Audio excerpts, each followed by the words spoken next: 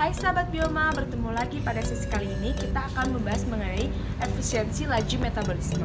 Nah, aku akan menggunakan cacing tanah sebagai hewan percobaan kali ini. Sebelum itu, aku akan memperkenalkan diri pada video berikut ini.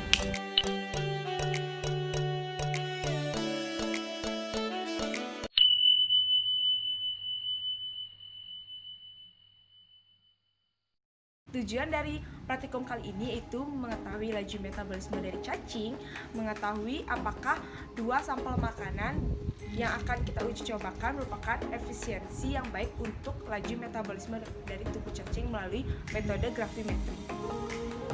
Nah, seperti yang kita ketahui, metabolisme merupakan proses pemecahan dan penyusunan partikel kimia.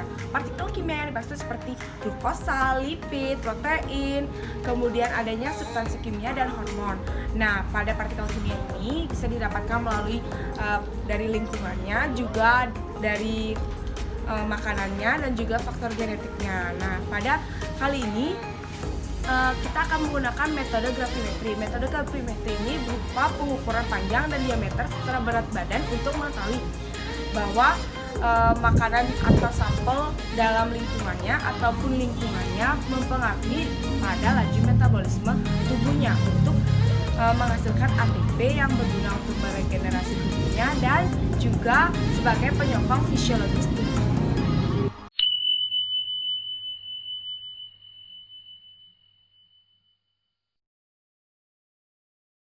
Nah, pertama alat praktikum yaitu timbangan digital untuk mengukur berat cacing, yang kedua untuk penggaris untuk mengukur diameter, kemudian ada gelas plastik untuk mewadahi, pulpen untuk mencatat, kertas untuk mencatat, dan kotak untuk penyimpanan, serta adanya cacing tanahnya sendiri 20 ekor.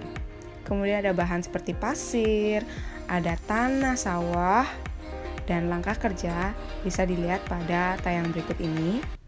Nah, berikut ini tayangan atau cuplikan balik dari langkah-langkah yang sudah saya tayangkan dari pengamatan minggu 0, minggu pertama, dan minggu kedua. Selamat menyaksikan.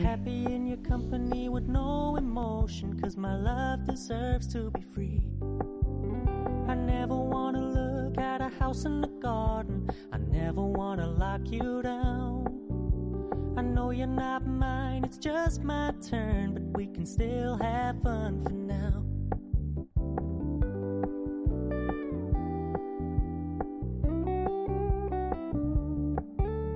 You told me you don't really do commitment, trust me. Consider your message received.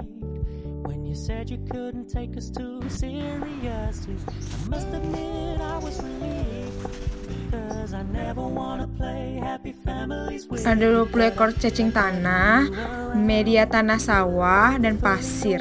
This is a flash in the pan, but we can still have fun for now.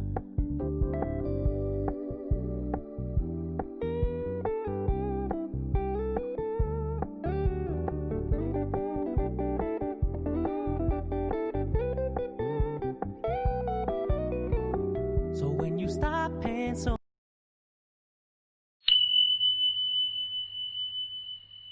hasil praktikum diketahui dokumentasi berat awal cacing tanah di kelas A yaitu 0,028 kg, kemudian minggu pertama dan minggu kedua mengalami pertambahan sebanyak 0,029 kg.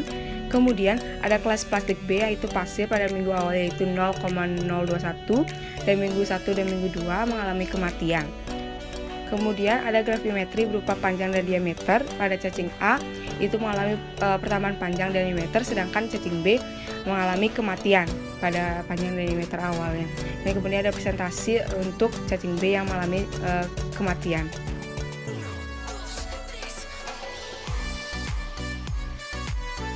Nah, cacing merupakan golongan invertebrata yang hidup di dalam tanah. Dalam lingkungan yang lembab dan juga pH optimal, cacing dapat hidup untuk mempengaruhi metabolisme tubuhnya, dan juga ada bakteri di dalam tanah yang memungkinkan dalam pencernaan dari cacing ini. Pada media yang cocok atau diketahui bahwa media yang tidak cocok dan cocok yaitu media dari tanah sawah yang cocok, dan yang tidak cocok itu dari pasir sendiri. dapat diketahui dari presentasi grafik yang saya sajikan bahwa dari 0% dari hidupnya atau semua dalam keadaan hidup pada media tanah sawah, sedangkan pada pasir itu mengalami 100% kematian atau tidak ada cacing yang hidup. Dalam praktikum yang saya lihat bahwa diameter cacing bertambah pada media A dan juga pertambahan berat dan juga mengalami pertambahan panjang. Kemudian untuk cacing B yang awalnya saya hitung sebelum melakukan perlakuan berbeda jauh dengan 1 minggu kemudian yang mengakibatkan kematian pada cacing saya 100%. Nah kemudian apa yang mengakibatkan dari kematian 100% cacing tersebut pada pasir? Yang pertama ada pH yang asam yang membuat tembolok cacing menjadi bengkak. Yang kedua tidak adanya sumber air dalam media. Yang ketiga ukuran pasir yang terlalu besar tidak mencukupi untuk tubuhnya. Yang keempat tidak adanya bakteri yang membantu pencernaan cacing di dalam pasir tersebut.